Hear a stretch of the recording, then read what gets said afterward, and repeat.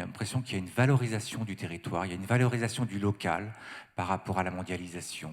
Il y a l'effet gilet jaune, il y a un certain nombre d'ouvrages dont le vôtre qui participent de cette médiatisation de la jeunesse rurale. On choisit la formation en fonction de l'offre locale. J'ai un récit d'un jeune qui avait fait un bac professionnel en mécanique uniquement parce que le bac pro, il était à moins de 10 km. Le lycée pro, il était moins de 10 km chez lui. Mais la mécanique, il aurait pu faire autre chose, quoi. C'était pas une passion. Donc il y a ce choix en fonction de l'offre locale du territoire. Quelque part, j'avais préparé un peu le terrain déjà dans le texte avec un personnage qui s'appelle Lawis. Et Lawis, c'est le personnage un peu qu'on qualifierait aujourd'hui de transfuge.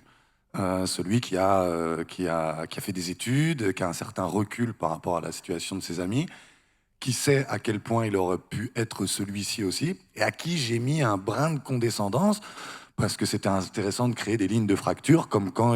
parce que voilà, il a ce truc de revenir de temps en temps, et un jour il fait la blague de dire qu'il passe les voir un peu comme on irait au parloir. Structurellement, à mesure qu'il y a des crises, et notamment dans l'économie, c'est les populations les plus en bas de l'échelle de la décision hiérarchique, les plus précarisées déjà, qui en subissent davantage les conséquences. Et vu que les campagnes, elles tendent aujourd'hui à concentrer les personnes les moins dotées socialement en capital économique et en capital culturel, il y a de grandes chances que s'il y a encore des crises économiques, ça soit ceux qui travaillent dans ce qui reste de l'industrie, dans les secteurs déjà les plus précarisés, qui en payent encore les prix. Les accords de branche, par exemple, c'est sur ceux qui vont travailler dans les entrepôts Amazon, qui forment de nouveaux emplois maintenant au milieu rural, par exemple, qui vont en payer les pots cassés. Donc les campagnes en tant que telles, peut-être qu'elles seront plus respirables que les villes. Par contre, j'ai du mal à penser que les populations qui les peuplent, elles aient intérêt à un effondrement.